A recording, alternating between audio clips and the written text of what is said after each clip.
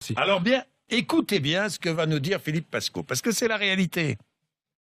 Vous savez ce qu'a fait Philippe Pascot? Il a édité, regardez bien sur MC Découverte, il a édité des petites fiches. Alors je vais les lire, parce que vous n'arrivez pas à les lire à la télé et puis à la radio. C'est bien difficile, encore moins. Pourquoi faut-il un casier judiciaire vierge pour être pompier, taxi ou fonctionnaire et pas pour être élu? Oui, on se pose la question.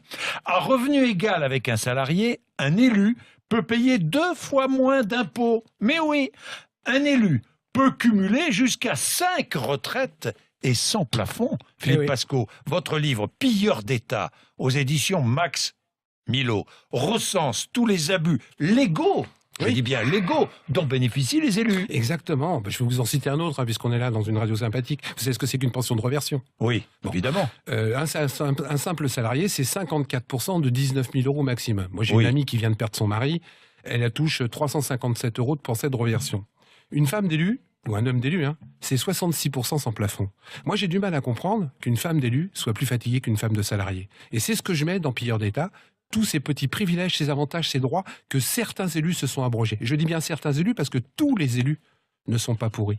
Tous les élus ne sont pas tous des gens qui s'en mettent plein les poches. Je dis simplement, et je le prouve dans le livre, que plus on monte en haut de la pyramide, plus les élus s'en mettent plein les poches et plus ils confortent le système dans lequel ils se vautrent. Alors c'est très très intéressant parce que votre livre Pilleurs d'État, au début est passé un peu inaperçu. Et puis petit à petit, il a fait un tabac.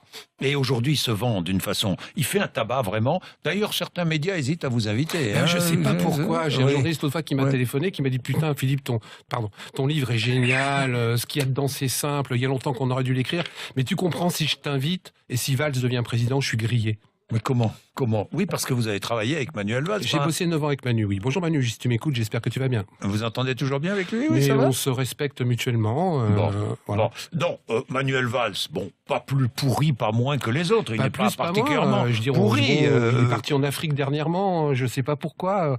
Il y a quelques années, beaucoup d'élus allaient en Afrique avant les élections, on ne sait pas pourquoi. Non, mais là ce que je veux dire par là, c'est que moi, je défends les élus. Moi aussi. Vous aussi? Je défends tous les élus, je défends les élus de base, les élus de proximité, celui qui se défonce bénévolement, le petit maire des communes. Ce que je ne défends pas, c'est les élus qui profitent du système pour vraiment se vautrer dans quelque chose du nom, parce que c'est des gens qui devraient être exemplaires. Manuel Valls et beaucoup sont exemplaires, mais pour l'instant... Manuel Valls et beaucoup, j'ai dit certains élus. Bon, d'accord. 30% des parlementaires... En revanche, ont eu des soucis avec le fisc ou avec la justice. Oui. J'ai fait le compte, ça sort bientôt dans mon 3e livre, j'arrive à prouver, et preuve à l'appui, puisque tout ce que je dis est factuel. Dans mon premier livre, j'ai mis 400 élus et j'ai mis leur nom, j'ai pas eu un seul procès. Tout ce que j'écris est factuel, vérifié et recoupé. Là, je mets dans mon 3e livre que 30% des parlementaires, députés, Sénat plus sénateurs, donc 577 plus 348, 30% ont eu affaire avec la justice. Ça veut dire quand même que 70% n'ont jamais mis un centime dans leur poche. Mais il y en aurait même que 1%, Jean-Jacques, ça serait trop. Je rappelle encore une fois que c'est des gens qui votent des lois pour nous demander de nous serrer la ceinture. C'est des gens qui votent des lois pour dire que les gens qui sont au RSA aujourd'hui, on va pouvoir fouiller sur leur compte en banque pour savoir si c'est des gens qui, quelque part, dépensent un peu plus que le RSA. Et c'est des gens qui, quelque part, ont des comptes en banque en Suisse. Il y a 150 à 160 députés qui se sont payés une maison personnelle avec l'IRFM. Est-ce qu'une seule fois on a été fouillé sur leur compte en banque? Est-ce que ces gens-là sont poursuivis? Moi, si je fais ça, 3 mois après, on vend ma maison. 3 mois après, je passe en justice. Comment ça se fait que les élus, il faut 15 ou 20 ans pour que quelque part il y ait un procès qui se passe? Comment ça se fait que des élus qui ont truandé... Je vais vous citer encore un autre exemple. Rambouillet. Un élu, il a été condamné. 20 millions d'euros. 20 millions d'euros. Il avait détourné, mal géré, etc., etc. Il a été condamné à 20 000 euros d'amende avec sursis. Mais c'est pas ça le pire. Comme la mairie, c'était son petit pote, ils ne se sont pas portés partie civile. Donc les 20 millions d'euros, ils ont été payés par les habitants. Est-ce que c'est normal? Et en plus, c'est là où les gens sont 2 fois cocus. Comme il y a la protection fonctionnelle, non seulement l'élu, les habitants ont payé l'avocat, mais en plus ils ont remboursé les dettes.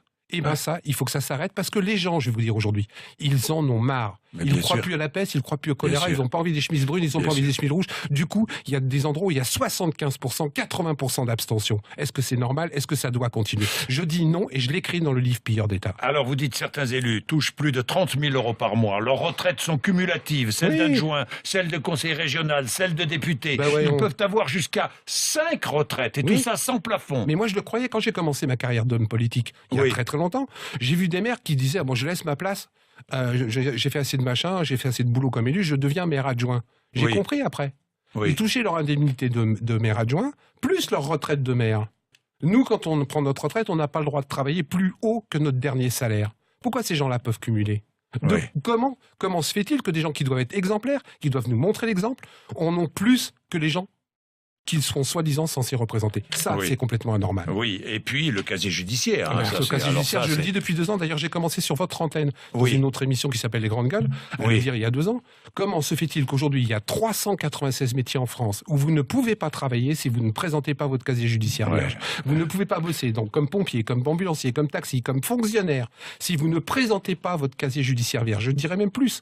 Si vous êtes fonctionnaire et que quelque part vous êtes condamné, on peut vous renvoyer. Sans indemnité, sans rien.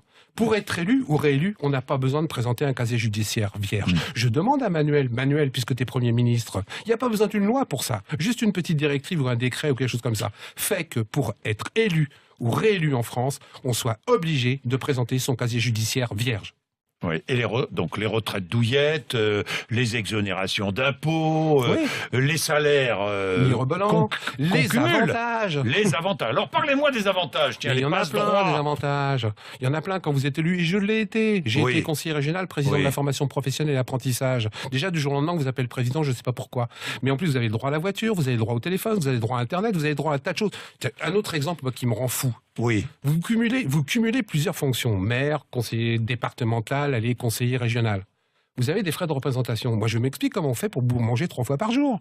Puisque dans ces frais de représentation sur chaque élu, on vous paye le déjeuner. Moi, je ne mange pas 3 fois par jour. Pourquoi on payerait ces gens-là? Un autre truc, on vous paie 3 fois le déjeuner. Vous avez des frais de représentation sur chaque endroit. Ah bah oui, évidemment. Donc vous déjeunez 3 fois. Parce que je sache, les gens déjeunent qu'une fois. Moi, je propose un système très simple. Vous donnez quand même une fiche. Mais non, c'est justement ça le problème en France. On ne donne pas de fiche. Il y a plein de pays où on est... On ne justifie pas. Mais non, l'IRFM, vous faites ce que vous voulez. Tout le monde le sait, c'était dans la presse. Il y a un député qui s'est payé des voyages et de la thalassothérapie avec son IRFM. J'en ai un autre qui était sénateur, qui s'est payé un pavillon avec piscine du côté de Nice, grâce à l'IRFM. En France, c'est l'inverse. Moi, je dis simplement, il y a un truc vachement simple. Je ne suis pas contre que les élus aient des frais de représentation. C'est normal.